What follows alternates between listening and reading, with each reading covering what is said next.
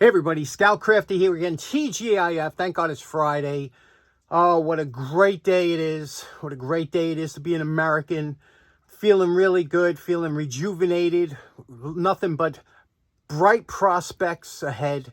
And we got a great show planned for you today. I'm really looking forward to it. First of all, I bought one of those inexpensive, probably one of the least expensive battery checkers on Amazon, because I have a battery in my truck that's long overdue.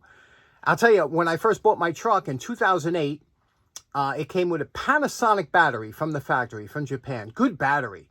But after 6 years, I said, I'm going to change it, because that's about what you get out of a battery, about 6 years or so. I said, I'm going to change it, and I did. But when I went to change it, and the battery was still good, but I didn't want to take a chance, because I work nights, and 2 o'clock in the morning when it's 10 degrees, the last thing you want to hear when you're trying to start your car is, right? You know what I'm talking about. So I wound up, I went to Sears at the time. There was a nice Sears here in College Point, and I was talking to the guy who I knew, and I said, I want a good battery. He goes, look, I got a great battery here. It's a little bit more expensive, about 50% more than their top of the line, but he says, this thing's warranted for 8 years, free replacement. So I said, wait a minute. You're not going to give me one of those prorated things? He goes, nope. If this thing fails within 8 years, we give you a brand new one. And it was like $200. I was like, you know what? AGM, I'll try it out. I had that battery now for like probably almost 10 years. That thing is fantastic. But I said, it's got to be getting, by this time, the battery's got to be getting. So I let it sit for a week without touching it. I haven't ran the car. I said, let me check it now, because, so I bought that battery checker. Let's go outside. Let me show you the battery check, and then we'll check it out, see how it works. Now, this is the product. It is by King Bolin. It is the battery analyzer. The model number is the BM550. I don't know if you could see that. The BM550. And you know something? I'm not a big clamshell package person, but this is the only type of clamshell packaging that I actually don't mind, because look, you see these two little tabs here? You just put your hand in like this and pull it apart. Why can't they all be like that? Why do you have to have ones you cut open? So that's not bad. I don't mind that, okay? So there we go. There's your instructions of what it is. It's very simple. Basically, it does 6, 12, or 24 volts. You just plug this onto the battery. It's got a decent sized cable over here.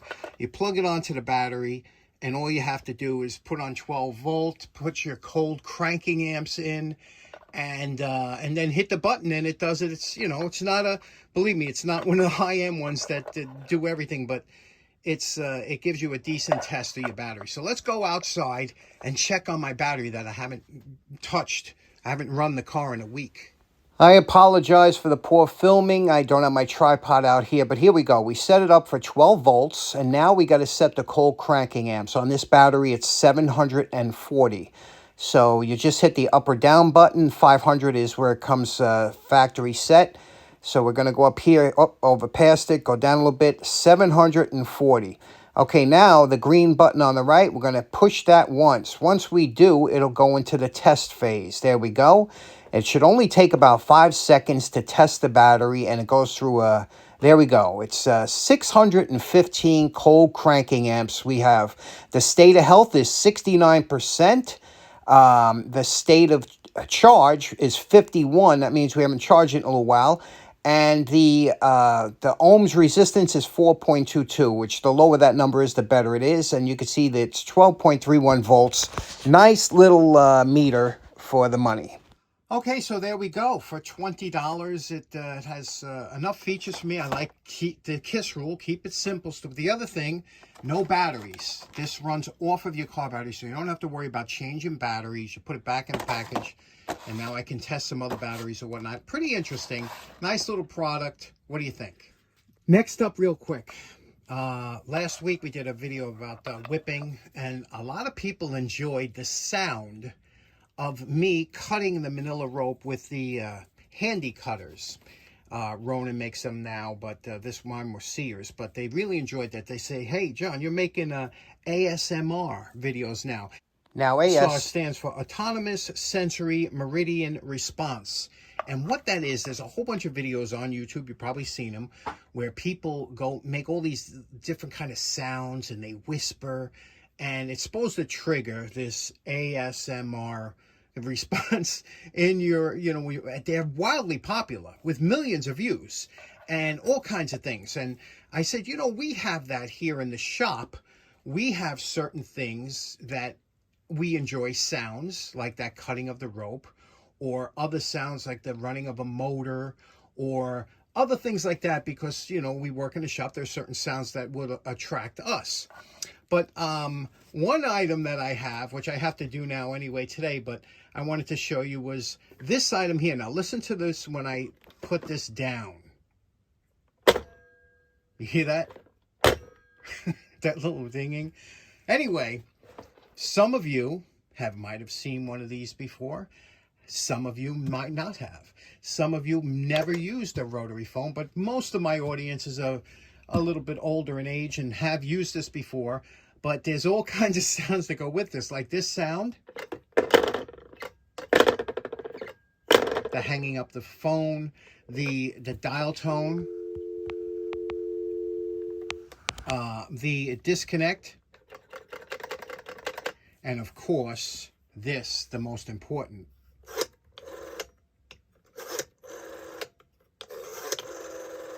Now, what was funny with these rotary phones is that years ago, we all grew up with the rotary phones, and when you got your phone number, if a good phone number had a lot of lower digits. Like I had a friend, his phone number was 886-9869 or something like that. And every time you dialed this guy's number was 8. You had to wait.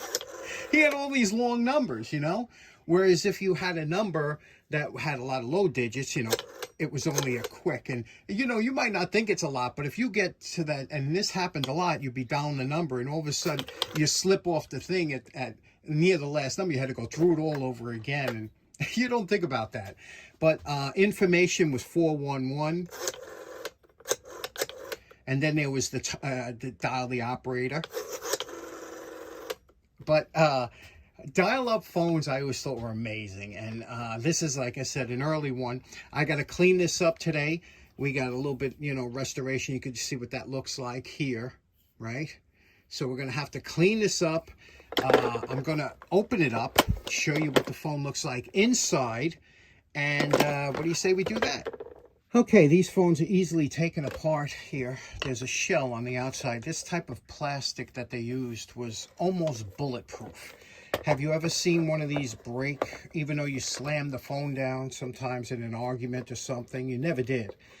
So they were really well made, and a lot of these were rentals from the phone company. They would rent out the phone to you, or you could actually purchase the phone over time. But there's two screws here that they're fine threaded screws too that hold this onto the case.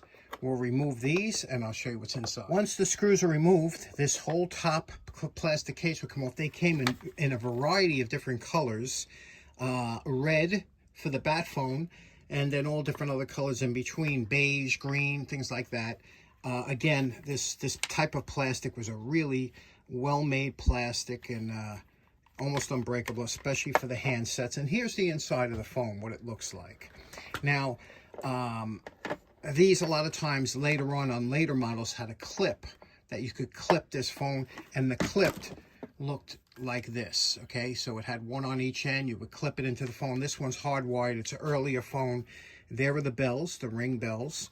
Here is the mechanism to hang up, that the buttons, these clear buttons that press in and out, would touch this. That's how you disconnect and connect. And you can see the wires here. These are all, again, thinner wires because they didn't carry a lot of current. You can see here, very interesting how this app worked on a pulse system. When you went like this, okay, if you did 4, it would send 4 pulses through the line, and that's how it knew what the number was that you were dialing. So if you ever listen to it, it'd go pop, pop, pop, pop. So you could literally, if you knew what you were doing, if you move this back and forth, you could actually make a different number. Here is the bell ringer, you see? That's how the bell would ring.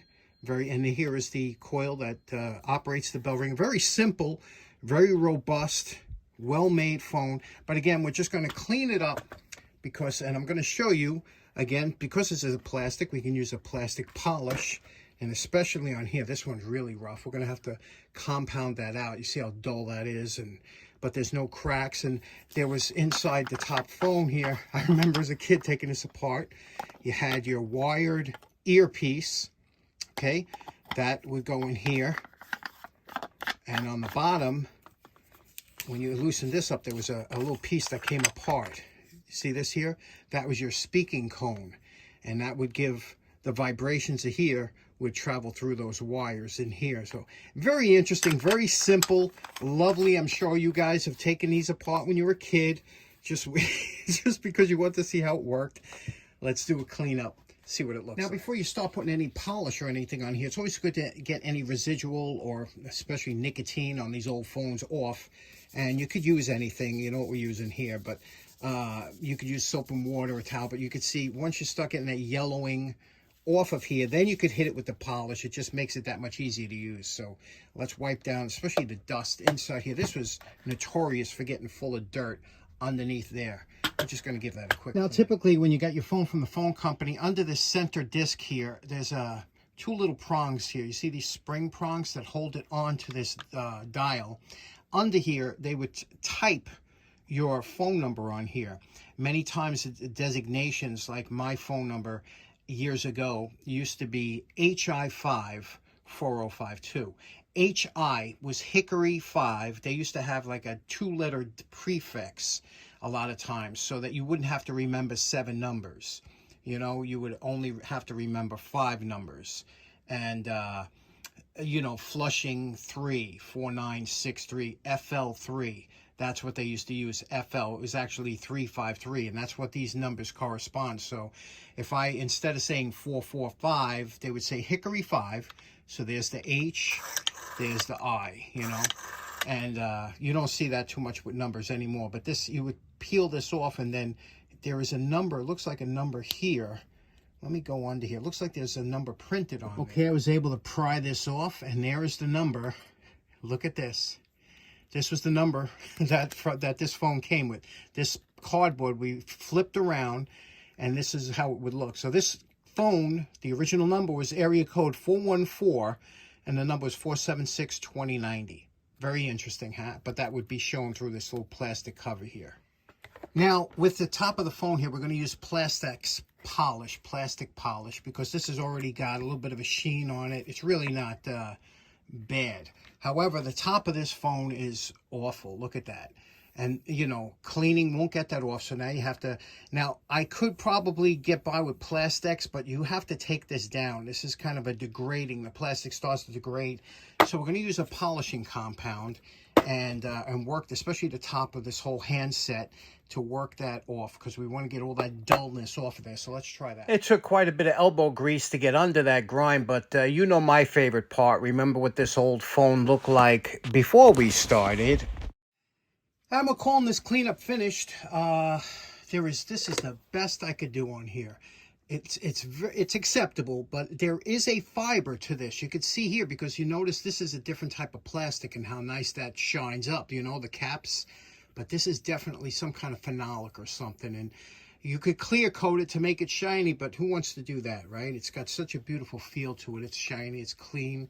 You can see what we did with the case here. Came out just absolutely beautiful, right? All shiny and nice. And of course it works. Did the inside, the dial, you know, it's got to be nice and clean, but boy, that brings back memories, doesn't it? And this. That solid feel when you hang up a phone, you don't get that with the... This thing, I don't know what kind of plastic or fiber this is. How many times you used to slam this and never ever seen one of these? Very rarely you see one. Even the payphones, you wouldn't see them broken. So there we go. Blast from the past, right? You know what's funny? A lot of my subscribers are up there in age like I am, and a lot of you, some of you might still have this same phone in your house now that you use on a daily basis. You know, it's only the young ones that haven't seen these before, but if you do, let us know in the comments if you still have this type of phone, a rotary phone, and still in use daily.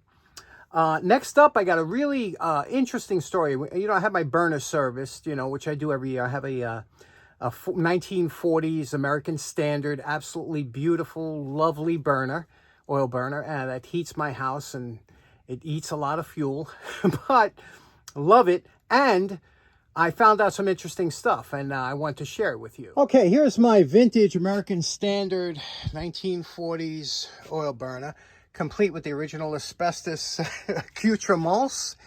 And over here, we have a, this is your sight gauge or sight glass. And what that does, it shows the level of the water in your boiler, okay? Now, this here is called a packing or gland nut here. You see that? The one on the bottom here is split, and it has been, and I'm trying to find the original type of gland nut to replace it, right? But I haven't been able to find it for years. So every time the oil burner guy comes over, I say, look, don't bother changing the glass. I'm still looking, because, you know, I don't want to mess with that. Because at one time it would drip a little bit, just a little bit, like a couple drips a day. But you could see here a little bit of corrosion on there. Now, the funny thing is, one time the oil burner guy, a different oil burner repairman that was down here to do the service, came down, saw it, and he wrote it up on the chart. And he said, you know, they sent me they said, look, we could repair that for you. It would be like $600 to repair that. Now, you could buy that whole valve kit with the sight glass and the 2 new valves, inexpensive, you know.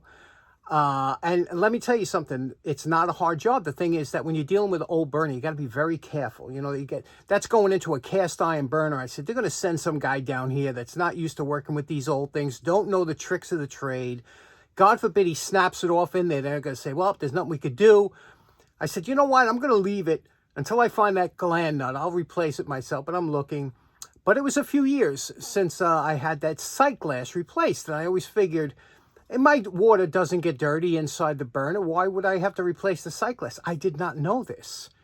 Let me show you something really cool. Now, this is the sight glass that came out of my burner the other day. And I asked the guy, I said, you know, why should we have to change it? You know, it's not that dirty. He says, it's not about the dirt. He goes, believe it or not, with the steam burners and boilers, the glass gets thin, and he says it can crack. You don't want a problem during the winter. I did not know this. Maybe a lot of you did. I did not. Now, let me show you. When we took it out, he says, look at the thickness of this glass. Can you see that? Let me see if we get a better view. Okay, now look at the thickness of that glass around here. Can you see how thin this is compared? This is the glass originally. It lost at least half its thickness, and it would have been so thin that this is super fragile now, because it's like just a thin, the steam wears the glass out. Did you ever know? I never knew that.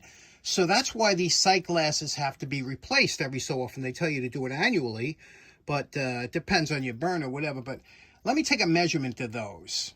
Now I'm going to take a measurement here of my glass first, okay? And you can see here, we're at about 25 thousandths of an inch, 25 thousandths, right? Let me measure a new glass, the one we just put in. This is a piece that they had to cut off.